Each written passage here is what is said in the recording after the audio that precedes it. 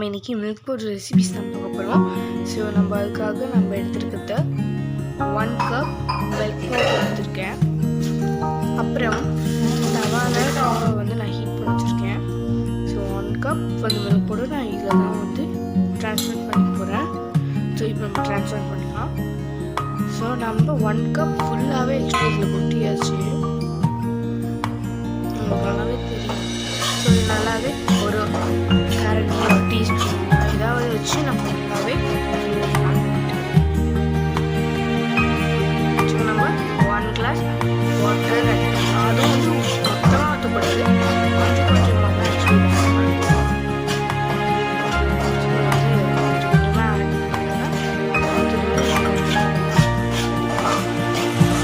எல்லாத்தையும் ஊற்று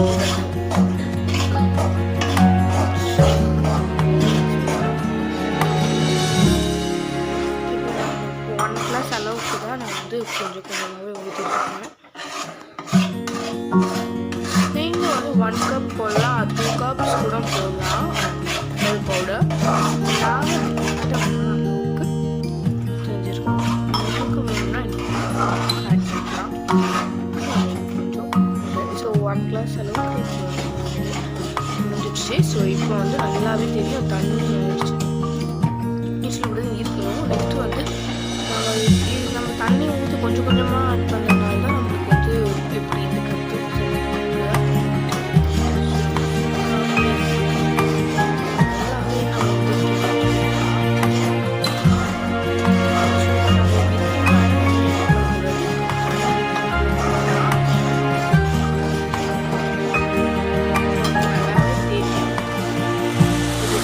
தண்ணி ஆட் பண்ணணும்.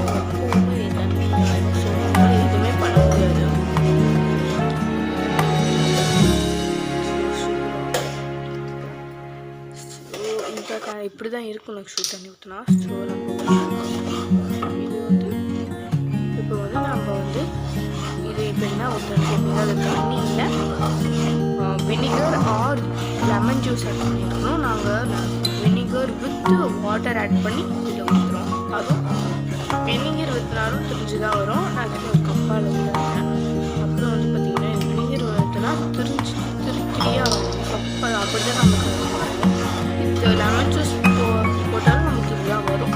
ஸோ நான் வந்து இப்போ வந்து 1 கப் அளவுக்கு நான் திரியே வர ஸோ அந்த அளவுக்கு நான் வந்து வினிகர் ஆட் பண்ணிக்கிறேன். இந்த அளவுக்கு. ஸோ லெமன் ஜூஸ் ஆட் பண்ணாலும் இது கரெக்டாக தான் வரும். வினிகர் ஆட் பண்ணாலும் இது வரும். ஸோ நான் வினிகர் ஆட் பண்ணி அதை கொஞ்சம் வாட்டர் ஆட் பண்ணி தான் எடுத்துருக்கேன். ஸோ நம்ம வந்து அந்த கப்லேயே வந்து நம்ம 1/2 கப் சுகர் தான் எடுத்துருக்கோம்.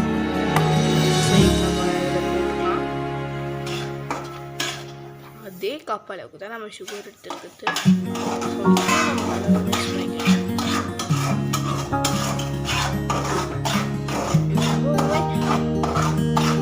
உங்களுக்கு இன்னும் சுகர் வேணும்னா நீங்கள் சுகர் கூட போட்டு கூட நீங்கள் பண்ணிக்கலாம். பட் இது நாங்கள் தேவையான அளவுக்கு எடுத்துருக்கோம். இது கரெக்டாகவே இருக்கும். ஏன்னா 1 கப் பட் ஆனால் கேக் கூட வேறு மாதிரி யூஸ் பண்ணுவாங்க. 1 கப் மைதா எடுத்தால் 1 கப் சுகர் யூஸ் பண்ணுவாங்க. ஆனால் இது அப்படி கிடையாது. இது மில்க் பவுடரில் ஏற்கனவே வந்து அங்கே வந்து சுகர் இருக்கும். ஸோ இதில் வந்து நம்ம ஆட் பண்ணலாம். பார்த்தீங்கன்னா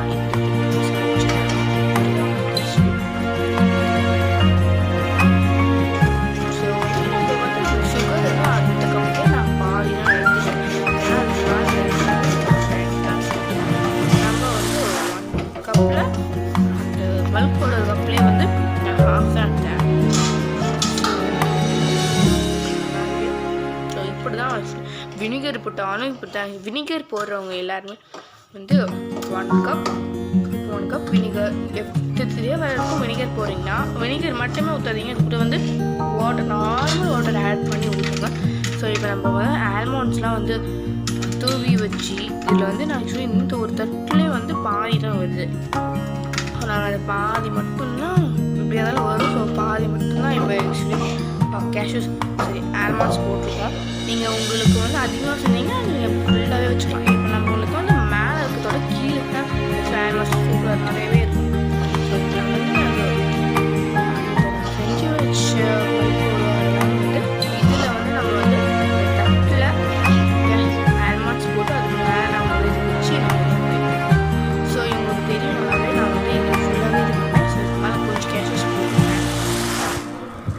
ஸோ நான் போட்டுட்டேன்.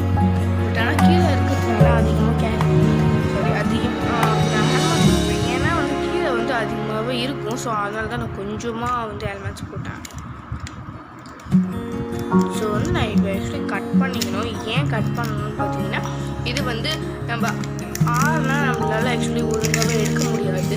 ஸோ நம்ம இது ஆறல இது வந்து. ஸோ அதனால் நம்ம வந்து கட் பண்ணி வச்சுக்கணும்னா நம்மளுக்கு ஆறி முடிச்சதுக்கப்புறம் நம்மளுக்கு எடுக்கிறதுக்கு ஈஸியாகவே இருக்கும்.